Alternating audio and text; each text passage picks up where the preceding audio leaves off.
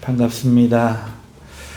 오늘 마태복음 8장 23절에서 27절 본문으로 내가 나를 가장 모른다 라는 제목으로 말씀을 전하려고 합니다. 오늘 읽은 본문에서 우리는 주님이 누구이신지를 발견할 수가 있습니다.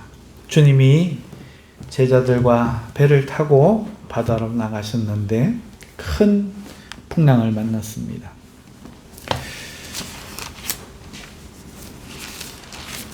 큰 놀이 일어나 배가 그 파도에 덮이게 되었고 죽을 위기를 만났습니다.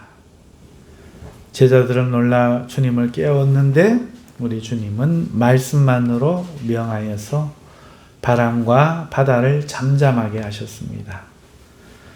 이 모습을 우리에게 보여주고 있습니다. 다시 말해서 주님은 온 세상을 다스리시는 하나님이시다 하는 것이 오늘 본문의 메시지입니다. 자, 여러분, 난 놓고 기억자 모른다는 이야기가 있죠. 이 말씀을 듣고도 우리가 전부 다 이 의미를 안다고 생각할 수 있을까요? 제가 이상하게 생각하고 놀랍게 생각하는 것 중에 하나가 부모 자녀 간의 일인데, 어릴 때 그 자녀가 자라서 나이가 들어서 그 부모를 다시 발견하는 것 같습니다. 정말로 그 부모를 마음으로부터 사랑하고 공경하는, 우리가 철들었다, 부모의 은혜를 안다 하는 그 때가 오지. 처음부터 누구나 그렇게 부모를 사랑하고 그 은혜를 아는 사람이 된 것 같지는 않습니다. 마찬가지로 오늘 이 말씀을 우리가 읽었지만 이 말씀의 깊은 은혜를 우리가 더 깊은 성령의 조명 가운데 깨달아야 할 줄 믿습니다. 그러기 위해서 오늘 이 이야기, 그러니까 오늘 이 본문 이야기가 왜 등장하는지, 이 배경을 좀 더 거시적인 관점에서 우리가 살펴볼 필요가 있습니다. 주님께서는요, 가버나움이라는 동네에서 백부장을 만나셨는데 기억나시죠? 베드로의 장모의 열병도 고쳐주셨습니다. 이것 또한 들으셨죠? 귀신 들린 자들과 각종 병든 자들도 고쳐주셨습니다. 그리고 나오는 이야기가 뭡니까? 온 동네 사람들이, 그러니까 그 가버나움 시티, 도시 사람들이 다 문 앞에 모여서, 주님 앞에 모여서 주님을 애워쌌다 하는 내용이었지요. 지난주 내용이었습니다. 왜 그랬을까요? 왜 주님을 애워쌌을까요? 주님을 왕으로 옹이하고자 하는 생각 아니었을까요? 하지만 우리 주님은 오늘 본문에서 시작되는 이야기처럼 그들을 떠나 바다 건너편으로 향하셨지요. 이 이야기를 이해하기 위해서는 우리는 무리들의 생각도, 그리고 예수님의 생각도 우리는 알아야 합니다. 먼저 이 사람들, 예수님을 왕으로 삼으려고 애워싸는 무리들의 생각을 우리가 한번 살펴볼까요? 마태복음에서 지금 앞에 소개드린 이 맥락, 소개되고 있는 이 예수님의 모습에서 예수님은 어떤 분일까요? 우리가 읽는 예수님 말고 이 예수님을 바라보던 그 당시의 군중들은 예수님이 어떻게 보였을까? 그 군중의 입장에서 한번 생각해 보시죠. 여러분, 가장 무서운 사람들, 어쩔 수 없는 가장 해결해야 될 문제가 뭐였을까요? 그 당시에 로마죠. 로마에 지금 식민지 지배받고 있잖아요. 왜 어떻게 하지 못합니까? 너무나 크고 너무나 강대하고 세기 때문에 어떻게 할 수가 없죠. 전 세계를 지배하는 힘 앞에 누가 이 로마를 제거할 수 있겠습니까? 치울 수 있겠습니까? 그런데 예수님 한번 보세요. 백부장 이야기가 뭐를 말합니까? 그 로마 백부장도 로마의 군인조차도 굴복하며 섬기는 존재로 예수님이 보이기 시작하는 겁니다. 비록 작은 시작이지만 로마 군인도 굴복하고 경외한다는 것은 로마 황제도 그럴 수 있다는 얘기죠. 실제로 400년 뒤에 이루어졌죠. 그 희망을 본 겁니다.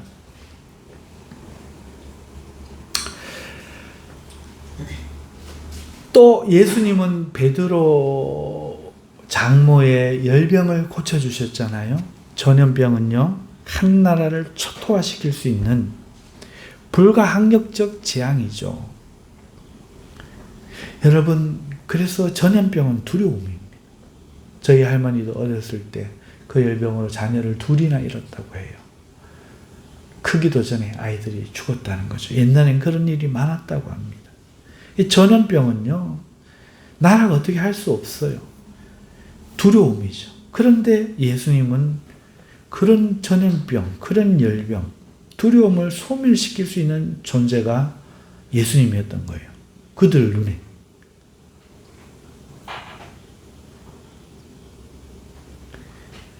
뿐만인가요? 예수님은 지금 초자연적인 현상인 귀신만저도 쫓아내고 계세요.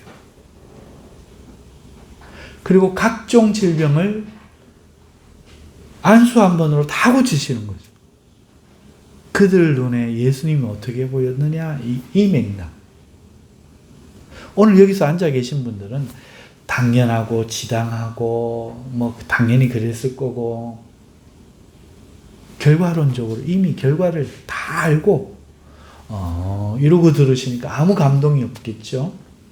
그러나 그 당시의 사람들은 여러분 앞에 세계 최고의 스타 한 명만 와도 여러분 놀라시고 오? 이러실 텐데 이런 예수님을 보는 그들은 어땠을까? 지금 그 맥락을 사실은 마태복음이 우리에게 제시하고 있는 거예요. 자, 그래서 이 사람들이 환호하는 겁니다. 사람들은 몰려들었습니다. 주님을 애워쌌습니다. 왜? 놀라움 자체니까요, 예수님이. 어디 있다 나왔지? 어디에 계셨지? 누구지? 세상과 삶을 바꿀 수 있는 능력, 그 자체인 거예요. 그들이 볼 때 예수님은요, 이런 변방에 머물러서 계시는 분이어서는 안 되는 거죠. 처해에 묻혀서는 안 되는 거예요. 예수님이 온 나라에 알려져야만 된다라고 굳게 믿는 거죠. 사람들은 예수가 누군지, 무엇을 할 수 있는지 모든 사람이 알아야 된다라고 확신했을 겁니다. 이런 분을 묻혀두면 안 되죠. 우리 삶을 바꿀 수 있는 분인데, 이 나라를 바꿀 수 있는 분인데, 이런 분이 묻혀져 있어서는 안 되죠. 모두가 확신에 차서 몰려들었습니다. 어쩌면 이 예수는 사람들이 그토록 기다리던 메시아가 될 수 있을지 몰라요. 이스라엘의 지금 잘못된 모든 신분 문제를 다 바꿀 수 있을 수 있는 거죠. 그에게 힘만 주어진다면, 그가 왕만 된다면, 그가 권력을 쥘 수만 있다면, 그를 중심으로 온 나라가 뭉칠 수만 있다면, 그의 가치를 이 나라가 알 수만 있다면 우리의 삶과 운명이 바뀌어질 지금 기회를 눈으로 목도하고 있다. 그래서 환호하고 몰려들어서 주님을 애워쌌다. 그들은 왕으로 예수님을 옹이하여 안치려 하고 있다고 우리는 볼 수 있는 겁니다. 여러분, 이 생각은 과연 좋은 생각일까요? 우리가 생각하기에 우리 예수님이 드디어 자기 백성에게 인정을 받게 되었구나. 백성들이 그토록 하나님의 뜻을 어기던 이 하나님의 백성들이 이제야 예수님을 중심으로 정말 하나님께로 돌아가 하나님을 섬기는 계기가 시작되는 거 아닐까? 이것은 하나님이 원하시는 뜻이었는데 그의 뜻이 이루어질 때가 된 거 아닐까? 이 백성들이 돌아옴, 예수님을 알아봄을 우리가 그렇게 좋은 것으로 해석할 수 있지 않을까요? 하지만 아니었습니다. 맞다면 왜 주님이 그들을 떠나가셨겠어요? 백성들이 이러는데도 주님은 이들을 두고 가버리시는 거예요. 이는 명백한 거부죠. 주님의 부정이 이거 아니야 하시는 겁니다. 이거 아니라는 거죠. 우리가 보기에는 어쩌면 이거는 굉장히 긍정적으로 볼 수 있죠. 여러분, 우리가 예수님 입장이 되어 보시죠. 만약에 비슷한 상황을 한번 만들어 봅시다. 여러분, 우리 교회가 많이 어렵죠? 굉장히 어렵죠? 좀 큰 교회가 되고 싶지 않습니까?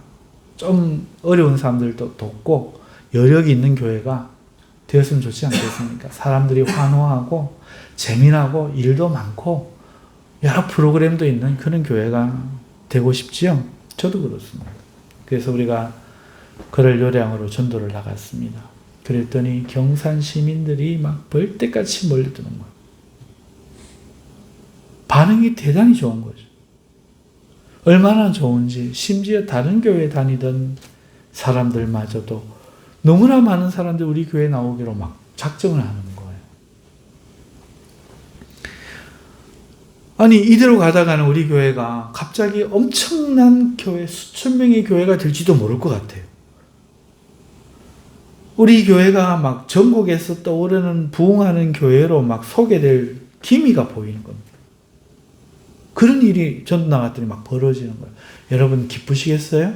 할렐루야! 하나님이 지금 드디어 우리 교회를 부흥케 하시려고 우리를 사용하신다. 여러분 즐겁지 않으시겠어요?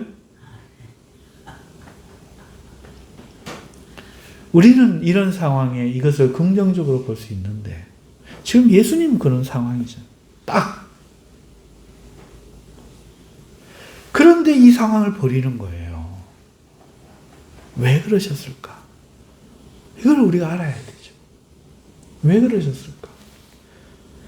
예수님은 지금 자기를 왕으로 삼는 그들의 동기를 아시기 때문에요.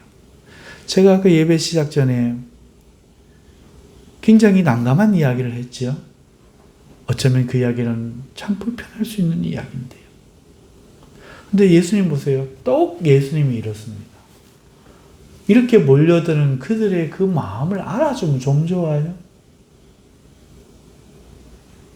왜 굳이 놔두고 그들의 동기를 보냐고요. 그런데 예수님은 절대로 동기를 보시지 현상 보지 않습니다. 하나님은 외모를 보지 않으시고 중심을 보십니다. 아버지나 아들이나 똑같아요. 그 예수님이나 그 예수님의 제자들이나 똑같아야 됩니다. 우리는 그런 현상을 보면 안 돼요. 그들이 왜 오는지를 봐야 돼요. 지금 왕으로 예수님을 모시려고 하는 그들의 그 마음의 이유, 겉으로는 예수님의 가치를 안 것처럼 보여요. 이야, 우리에게 정말 필요한 분이다 말을 하고 모두가 동의하고 이제서야 그들이 섬길 왕을 발견한 것처럼 보이지만 실상은 그들에게 예수님은 자신들의 목적을 이룰 수단에 불과한 거예요.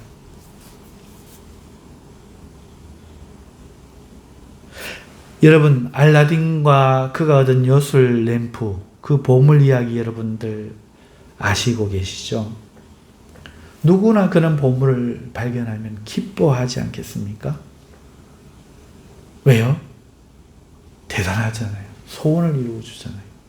그런데 그 램프에서 더 이상 요정 지니가 나오지 않는다면, 이제는 소원을 들어줄 수 없다면 그건 보물일까요? 그런데도 여전히 그 보물을 환호할까요? 여러분, 사람들이 알라딘의 그 요술 램프를 선망하는 것은 그 램프 자체입니까? 램프가 지닌 능력입니까? 지금 예수님이 그런 거예요. 예수님이 지금 어떻게 보이는가 하면 알라딘의 요술 램프처럼 보이는 거죠. 돈 많은 부잣집 큰 회사 사장님 딸처럼 보이는 거예요. 여러분, 황금알을 낳는 거위 이야기 들어보셨죠? 여러분, 우리가 그런 거위가 있다면 여러분들 얼마나 그 거위가 사랑스럽고 소중하겠습니까? 거위가 잠시라도 밖으로 나돌도록 그냥 놔두시겠어요? 아마도 잠시도 눈을 떼지 않고 그 거위를 보호하실 겁니다. 하지만 더 이상 황금알을 낳지 않으면요, 어찌 될까요? 우리는 그 이야기를 통해서 그 결말을 알잖아요. 배를 가르는 거예요. 예수님을 환호하지만 이들에게 예수님은 황금알을 낳는 거위인 거예요. 겉으로는 왕이고 겉으로는 우리를 바꾸어 줄 수 있는 존재다라고 기뻐하지만, 그것은 예수님이 아무것도 할 수 없어도 기뻐하는 것이 아니라 그런 능력 때문에 이용하려고. 이들의 모습을 보십시오. 우린 성경을 이제 결과를 알잖아요. 결과적으로 그들의 기대가 어긋날 때에 그들은 어떻게 했습니까? 예루살렘 이성하셨을 때에 그렇게 호산나 호산나 하더니 예수님이 왕이 안 되고 총독을 몰아내고 그 헤롯 왕 엉터리를 몰아내고 왕으로 옹이 돼서 그 나라의 인재들을 저거 해서 로마 황제를 멸하고 옛날 다윗 때처럼 세상의 중심으로 우뚝 설 거라는 그 기대가 어긋나고 예수님이 고작 노끈이나 꼬아서 낙이나 내쫓으시고 동전 상자나 뒤에 엎으시고 앉아서 말씀이나 하고 계시고 하니까 이 사람들이 어떻게 했습니까? 분노가 일어나는, 속았다는 거죠. 그래서 예수님을 죽여버렸다는 걸 우리가 알잖아요. 얼마나 분노했으면 이 핏값을 누구에게 돌 일이 아니에요. 우리 자녀들에게 다 돌려라. 그만큼 이들은 믿어 의심치 않았어요. 속았다. 언제 예수님이 속였을까요? 속았다는 거예요. 예수가 우리를 속였다는 거예요. 메시아인 척 했다는 거예요. 언제요? 이래서 예수님이 떠나시는 거예요. 그들이 동기를 하시니까. 그걸로는 안 되니까. 예수님은 자기에게 보내는 그 환호를 보고 만족하지 않으세요. 막 몰려드는 그 사람들을 보고 나 목사가 아유 좋아라 우리 교회 이제 된다 이러면 저는 나가리예요. 이러면 나가리인데 여러분 그 눈이 없으면 여러분도 나가리예요. 죄송합니다. 옛날 전문 용어 써서. 그러시면 안 돼요. 그건 끝장이에요. 예수님은 이런 환호에 만족하지 않습니다. 그들의 동기를 하시는 거예요. 만일 그들이 예수님이 가르치시는 그 말씀하시는 진리, 그 진리의 가치를 발견하고 혹은 예수님이 하나님의 아들로서 이 땅에 오셔야만 했던 그 사랑을 발견하고 감격하여 인격적으로 주님을 대하는 거라면, 그래서 왕으로 섬기려고 하는 것이라면 주님은 아마도 기쁘게 그들의 왕이 되셨을 거예요. 그게 아니었거든. 겉으로는 왕으로 옹이하는 것이지만 내면은 주님을 왕으로 삼아서 그 능력을 자신들을 위해 쓰도록 통제함으로써 이득을 얻으려 하는 것임을 아시거든요. 오늘 예수님을 이름 믿는 사람도 많아요. 성경 위하느냐? 내가 통제하려고. 내가 왜 기도하느냐? 하나님 통제하려고. 이런 자들에게 예수님은 거리를 두신다. 지난주 설교였습니다. 이런 무리들을 예수님이 떠나셨다는 거예요. 거시적인 관점에서. 그래, 이런 관점에서 오늘 이 풍랑치는 바다도 잠재울 수 있는 예수님 이야기를 봐야 이 이야기가 보이는 거죠. 이런 무리들 예수님이 떠나시는 이유는 그런 그들이 싫어서가 아닙니다. 오해하면 안 돼요. 또 그거는 예수님이 떠나시는 이유는 그렇게 해서는 그들이 예수님을 통해서 참 구원을 얻을 수 없어서 그래요. 예수님은 우리의 원죄와 자범죄, 죄를 용서하고 하나님과 화목해 하나 되게 하는 구속을 위하여 이 땅에 오셨는데 고작 그 왕이 되시는 걸로는 그들이 그 죄에서 자유함을 얻을 수가 없거든요. 이 본질적인 문제가 해결돼야 되는 거예요.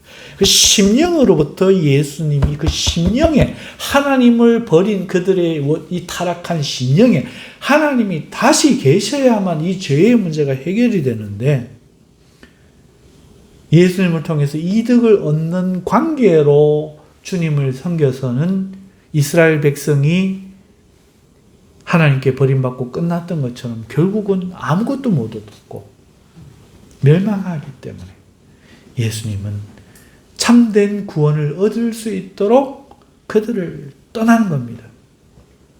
그리고 오늘 우리가 읽은 본문 이야기에서 예수님은 풍랑과 배를 뒤엎으려는 파도를 말씀으로 명령하여 잠잠케 하시는 모습을 보여주시죠.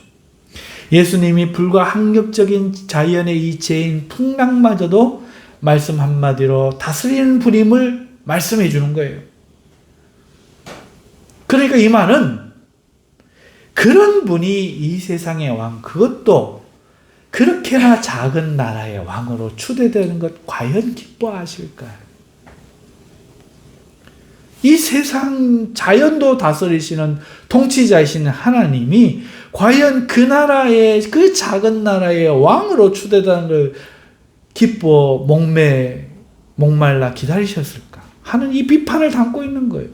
오늘 우리의 헌금, 오늘 우리의 예배를 과연 하나님 기뻐하실까? 돈을 1억을 내면 좋아하실까? 내 몸을 불살려 태워드리면 좋아하실까? 결단코 아닙니다. 우리의 중심, 예수님의 진리를 발견하고 우리의 죄를 발견하고 우리를 구원하시는 하나님의 사랑을 발견하고 하나님마저도 통제하려고 하는 이 약심을 내려놓고 오늘 우리가 하나님 앞에 엎드려 하나님께 나아갈 때 이 한 사람을 천하보다 귀하게 여기십니다. 아멘.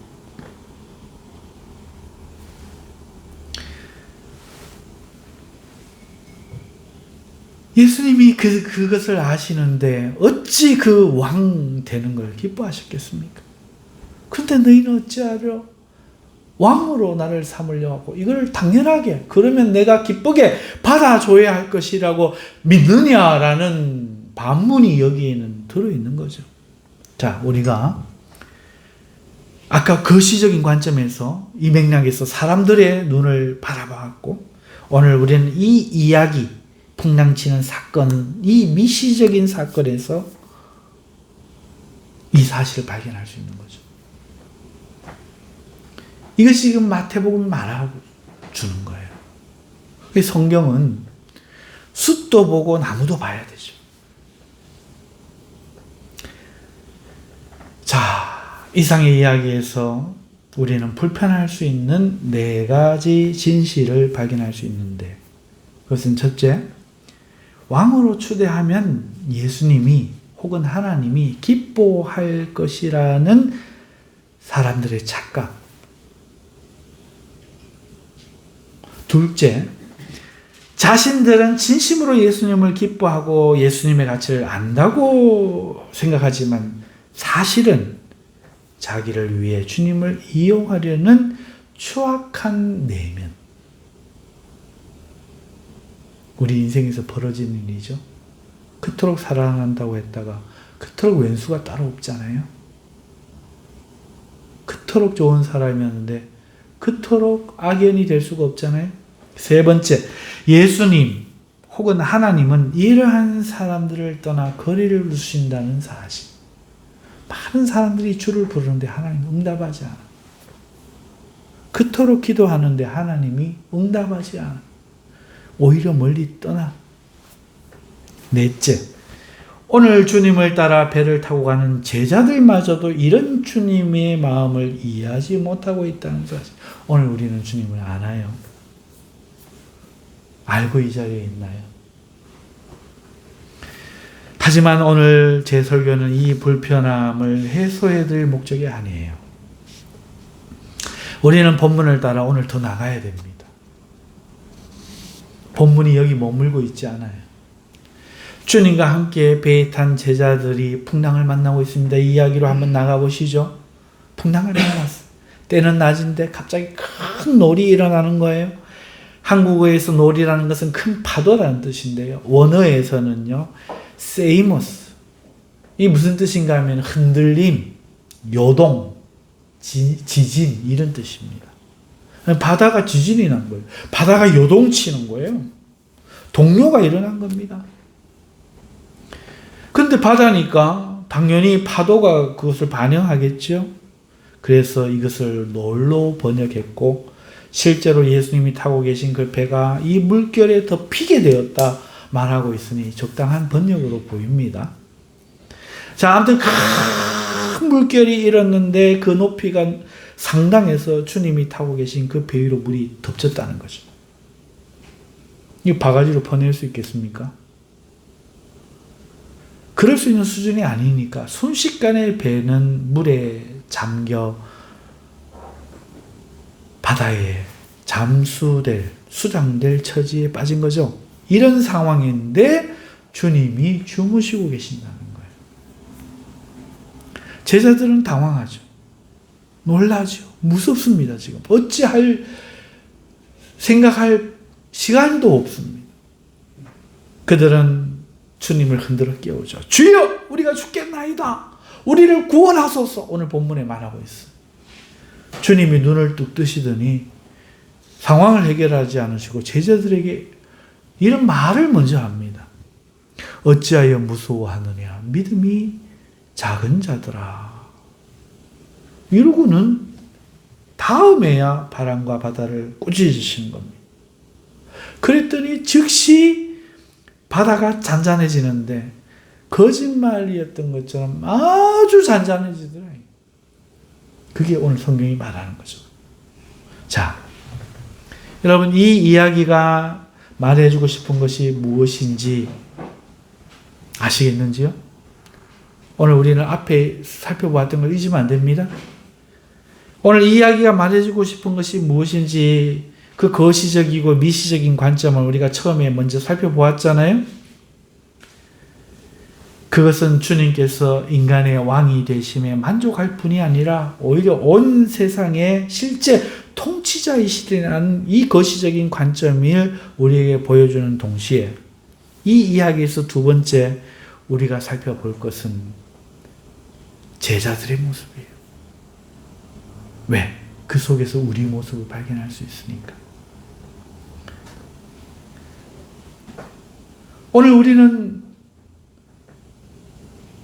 이 미시적인 관점에서 제자들의 모습과 그들에게 주님이 왜 그렇게 말씀하셨는지, 이게 우리와 어떤 상관인지를 발견할 수 있어야 은혜가 될 줄 믿습니다.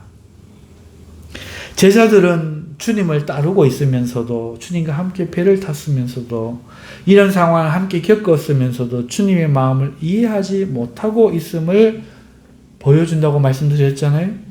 하지만 그들이 모르는 것은 그것뿐만이 아니었어요. 그들은 주님이 누구신가 하는 것도 제대로 모르고 있었다는 거죠. 이게 오늘 말씀드리고 싶은 거예요.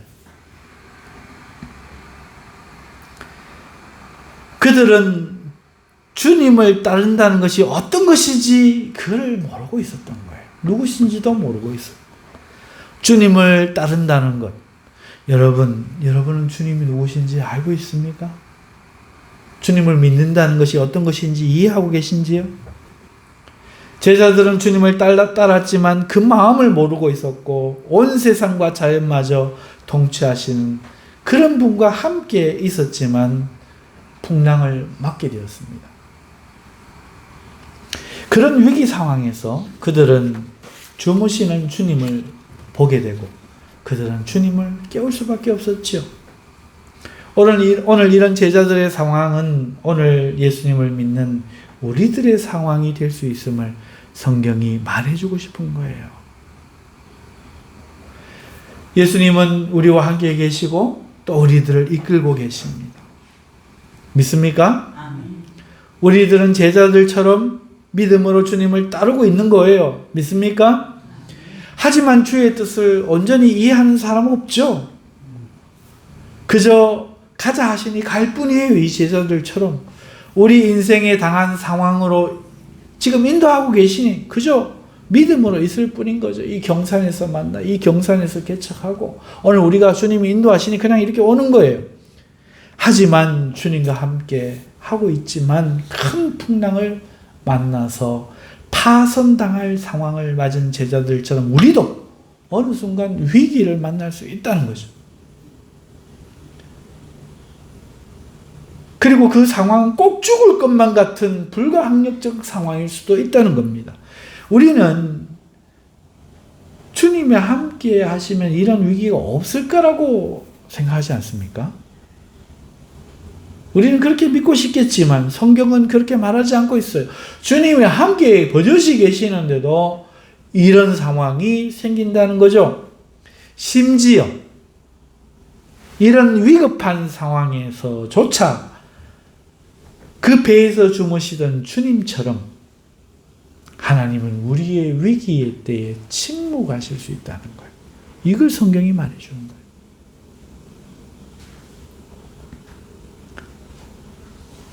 우리는 제자들처럼 놀라고 당황하고 믿음의 위기를 맞습니다. 삶에 감당 안 되는 문제가 막 밀어닥칠 때 어떻게 우리 집에 이럴 수 있는 일이, 어떻게 우리 교회에 이런 일이 생길 수 있는지 놀라고 당황하고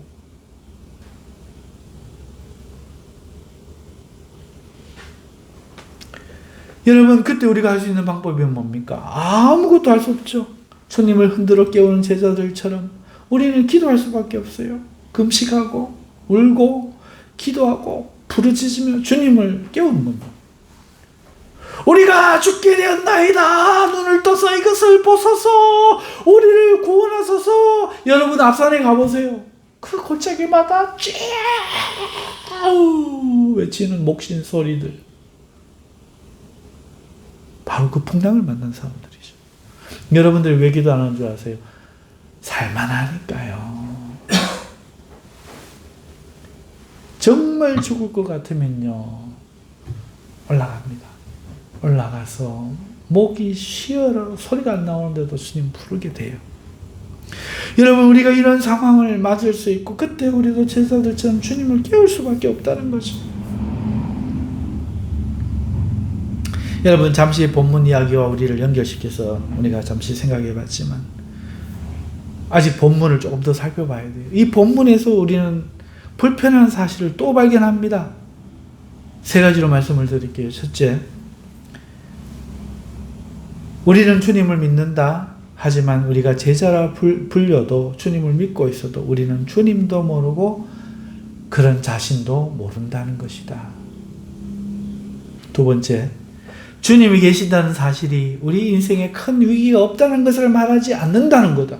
이 정말 우리가 알고 있느냐는 거예요. 주님이 우리와 함께 우리 편이라는 사실이 우리 인생에 위기가 없다는 것을 의미하지 않는다. 정말 이걸 알고 있느냐. 불편한 일이죠. 셋째, 우리는 제자들처럼 위기 앞에서 믿음이 없다는 것이죠. 이런 상황이 있을 때 믿음이 있는 사람이 있을까요? 여러분들 그러십니까? 이 불편한 진실을 여러분 우리는 지금 해결할 수 있을까요? 이 설교로?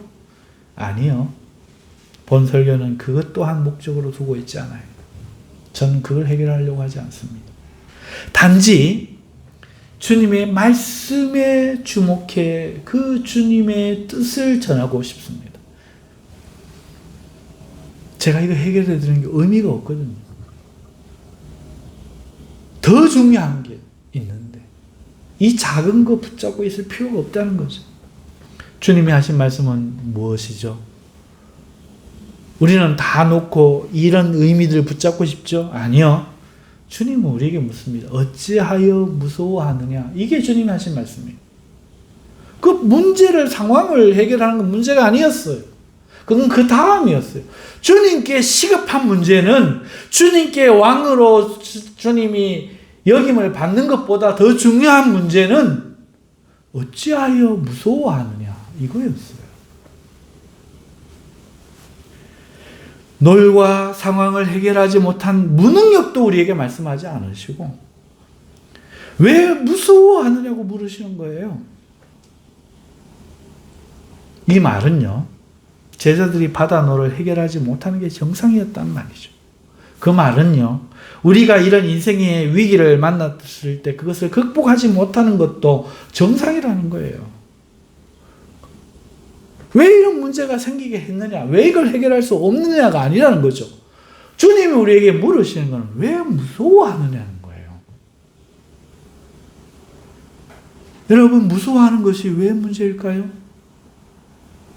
주님은 그것을 믿음이 작기 때문이라고 답을 달아 놓으셨어요. 왜 어찌하여 무서워하느냐? 믿음이 작은 자들아. 무서워하는 이유는 믿음이 작았기 때문이에요.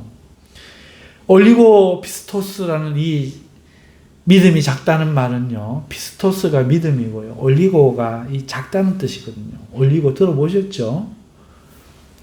적은, 작은, 소수의 이런 뜻인데요. 그러니까 믿음이 소수다, 적다, 작다 이런 뜻이에요. 이 뜻은 어떻게 해석되는가 하면은 거의 신뢰하지 않는다 이런 뜻입니다. 거의 신뢰하느냐? 너무너무 작아서 아예 신뢰하지 않아 라고 말할 수 있을 정도로 신뢰하지 않을 때, 거의 신뢰하지 않을 때 올리고 피스토스, 믿음이 적다 이렇게 이야기하는 거예요. 여러분, 제자들이 주님을 거의 신뢰하지 않아서 지금 무서워하고 있다는 말이에요. 자, 그렇다면 정말 주님의 말씀은 맞습니까? 정말 제자들은 주님을 거의 신뢰하지 않고 있습니까? 그렇다면 이 배를 탔겠어요? 그렇다면 여러분이 이 교회 나왔겠어요? 어떻게 주님을 따를 수 있겠어요? 거의 신뢰하지 않는데. 그러니까 그거 아니잖아요. 근데 주님은 믿음이 없다는 거예요. 그러니까 예수님의 말씀은 제자들이요, 기적을 베푸시는 어떤 능력은 믿고 선지자로서 예수님은 신뢰했는지 몰라도 예수님의 하나님이심은 거의 신뢰하지 않았다. 이 제한적인 게 구별할 수 있어야 돼요. 우린 지성인이잖아요. 오늘 우리 삶에 하나님이 뭔가 해주시는 능력이 있음을 알고 구원하시는 능력이 있음도 알아요. 하지만 정말로 우리가 그분을 하나님으로 신뢰하고 있느냐, 그래서 안심하고 있느냐, 무서워하지 않을 정도로 신뢰하느냐에서는 다른 영역이라는 거죠. 그 부분에서는 거의 신뢰하지 않는다 하는 겁니다.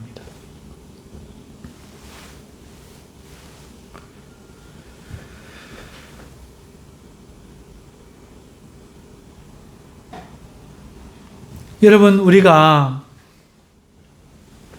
제자들처럼 때때로 하나님을 경험한 것이 있어서 그걸 믿어요. 맞잖아요. 간증도 하잖아요. 또 믿을 만한 것은 믿는데 도와주시겠지, 은혜 주시겠지, 믿을 만한 것은 믿는데 그럼에도 온전히 믿지는 못한다는 뜻이죠. 우리가 온전히 신뢰하지 못하는 그 부분에서 위기가 올 때 우리의 믿음이 제자들처럼 파선의 상황에, 위기에 처할 수 있다는 뜻이에요. 주님의 마음을 다 알지 못하는 우리의 부족은 하나님이 괜찮다는 거예요.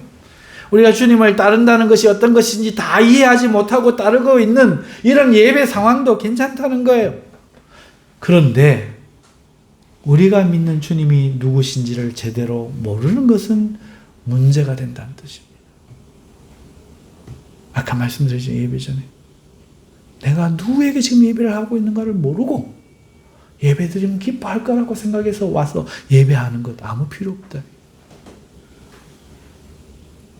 내가 지금 예배하고 섬기고 믿고 있는 주님이 누구신지를 알아야 된다는 거죠. 우리는 주님께 지식이나 능력을 요구받는 것이 아니라 오직 이 믿음을 요구받고 있다는 거예요. 그런데도 우리는 오직 믿을 수 있는 것만 믿고 경험했던 것만 믿으면서 하나님이 누구신지를 알려고는 안 한다는 거죠. 다 했던 얘기 또 하고 또 하고 옛날에 받았던 은혜 또 말하고 또 말하고 그러면서 하나님은 안다는 거예요. 이 제자들처럼 말이죠. 근데 막상 위기가 오면 아무것도 모르고 있는 거죠.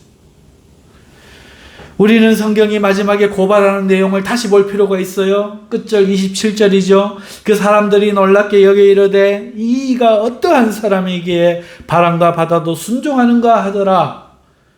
주님을 보고 놀란 사람들은 분명 제자들이잖아요.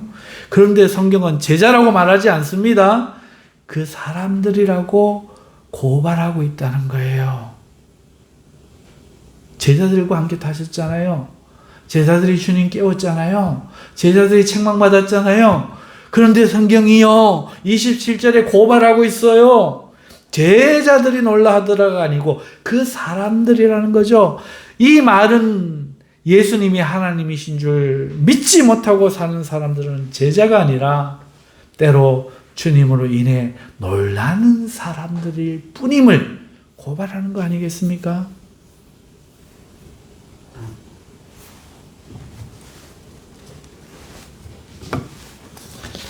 본 설교의 목적이 여기에 있어요.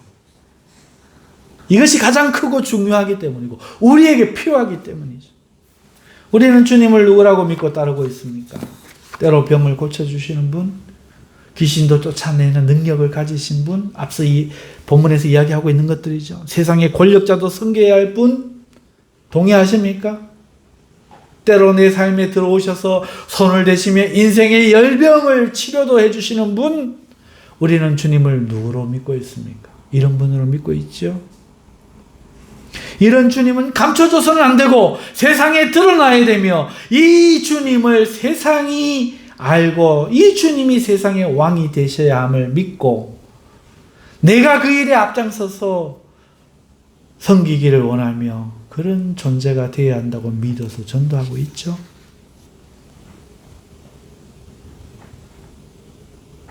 우리는 괜찮다고 생각하고 있죠. 오늘 예배 왔으니까 괜찮다고 열심히 찬양하는데 괜찮다고 생각하고 있죠. 정말요? 우리의 본심을 숨긴 채 우리는 주님을 영화롭게 하고자 한다는 명분에 사로잡혀 있지 않은가요? 왜 우리는 이 불편한 진실을 안 보려고 할까요? 과연 우리는 자연도 굴복하고 나도 굴복하며 엎드려 경배하고 신뢰해야 할 하나님을 오늘 이 태도로 오늘 주님 앞에 있는가요? 이게 우리의 질문이 되어야 돼요. 환호할 게 아니라 어쩌면 우리는 성경을 삼자의 시선으로 읽으면서 착각할 수 있어요. 오늘 앞서 우리가 발견한 사실들을 우리는 공감하면서 기뻐하면서 이걸 은혜로 여기는 착각 말이에요. 와, 하나님 말씀에 그런 게 있었구나. 와, 이런 비밀을 알 수 있어서 기쁘구나.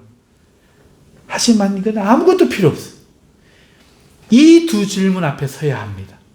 만일 우리가 주님을 알라딘의 요술 램프로 여기고 황금알을 낳는 거위로 여긴다면 정말 그 정도만 된다면 그건 정말 진실인가? 정말 우리는 잠시라도 주님을 잃어버릴까? 전전긍긍하고 주님이 우리를 떠나 밖으로 놔두실까? 눈을 떼지 않고 있는가? 정말 나의 삶에 주님이 그토록 귀한 것이 진실일까 하는 첫 번째 질문과 두 번째는 온 세상이 뒤집혀도 난 주님과 함께 있으므로 두렵지 않아 하는 믿음을 갖고 있는가 하는 질문이죠. 이걸 모르면 내가 나를 가장 모르는 거예요. 자기를 안다고 착각하는 거죠. 이 백성들처럼, 이 제자들, 그 사람들처럼. 오늘 우리가 성경의 어떤 진리와 또 깊은 내용을 이해했는가 하는 것은 중요하지 않습니다. 그것은 무화과 잎이죠. 우리가 발견해야 하는 것은 그것들에 대한 이해가 아니라 나에 대한 이해예요. 나에 대한 이해. 내가 누군가? 나는 어떤가? 나는 주님을 귀히 여기고 있는가? 주님을 정말 믿고 신뢰하고 있는가? 그것을 알아야 되는 거, 그게 중요한 거예요. 이거 말고는 가치가 없다는 거죠. 말씀을 맺습니다. 사람이 인생을 50년쯤 살면요, 하늘의 뜻을 이해한다고 합니다. 공자가 한 말이죠. 하지만 어디까지나 자신을 돌아보는 생각이 있는, 세상을 이해하려고 하는 생각을 가진 사람에게나 해당하는 말 아닐까요? 아무나 50대면 그렇게 될까요? 가만히 사람을 보면요, 사람은 늘 반복하고 살아요. 말이라는 것도요, 이 사람을 만나서 했던 얘기, 늘 하던 그 레퍼토리 반복하고, 저 사람을 만나면 또 처음 하는 말인데 신나게 또 반복하고, 그렇게 자신을 알아주면 좋아하고, 그걸 공감이라 생각하고, 그걸 사귐이라 여기다가 서로를 미워하고, 그렇게 자신은 세상을 다 이해하고 있는데, 이치를 이해한다고 믿고 있는데, 남은 그걸 안 알아준다고 생각하고, 자기를 합리화하죠. 제가 본 사람이에요. 저는 그게 안타까워요. 왜 자기를 의심해 보지 않을까? 너 아는 거 맞아? 똑똑한 거 맞아? 네가 믿는 거 진실이야? 왜 자기 자신에게 묻지 않는가? 여러분, 신앙도 마찬가지입니다. 왜 늘 했던 간증 또 하고, 또 했던 간증 이야기가 할 사람 또 찾아 헤매고, 자신의 삶은 지금 비패하고 있는데, 지금 경험하는 간증은 없어서 말할 수가 없는데, 왜 과거에 경험했던 것이 원래 답이 될 수 있느냐는 거예요. 말이 안 되잖아요. 과거에 있었던 일이 왜 오늘 현재의 답이냐는 거죠. 근데 모든 그리스도인들이 과거 이야기만 해요. 이게 안타까워요. 그러면 안 돼요. 이거 아무 소용없는 거예요. 이스라엘 백성은 과거에 경험했던 출애굽, 과거에 알고 있었던 그 율법, 모세, 이 하나님을 안다고 믿고 똑같은 일을 역사에서 다시 하나님이 재현할 것이라고 여기고, 주님이 부활 승천하시는데도 그거 다 대놓고 하나님 나라를 회복하심이 지금입니까? 이러고 있습니다. 그렇지만 하나님은 예수님을 보내셔서 지금 새로운 출애굽의 길을 여시는 거예요. 전혀 못 보고 있는 거죠. 과거에 매여 있으면, 자기에 매여 있으면 하나도 안 보입니다. 오늘 우리는 성경을 보더라도 자기가 알고 있는 것으로 보려고 하는 것, 이것을 두려워해야 돼요. 아는 얘기. 뭘 안다는 거죠?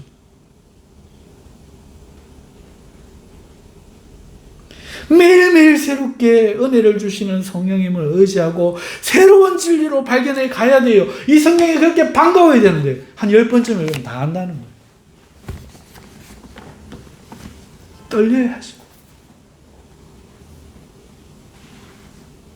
과거의 나에 매여 있으면 안 돼요. 내 지식에 매여 있으면 안 돼요.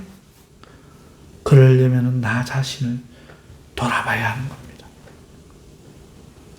나를 가장 잘 아시는 분은 하나님이세요.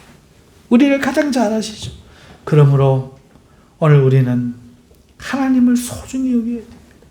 하나님을 정말 철저하게 믿어야 됩니다. 늘 자신을 돌아보며 자신이 아니라 하나님을 믿는 자가 되어야 하는 것입니다. 사랑하는 성도 여러분, 여러분이 믿으시는 것은 여러분의 신념, 여러분의 경험, 여러분의 이해입니까? 아니면 하나님 그분 자체며 그분을 믿는 것입니까? 기도하겠습니다. 거룩하신 하나님 아버지, 오늘 이 말씀에 깊은 울림이 있고 메아리쳐 늘 삶 속에서 들려오게 하시고 동심원처럼 우리의 마음을 끊임없이 흔들어 주님께 이르는 진리의 말씀 되게 하여 주시옵소서. 예수님의 이름으로 기도합니다. 아멘.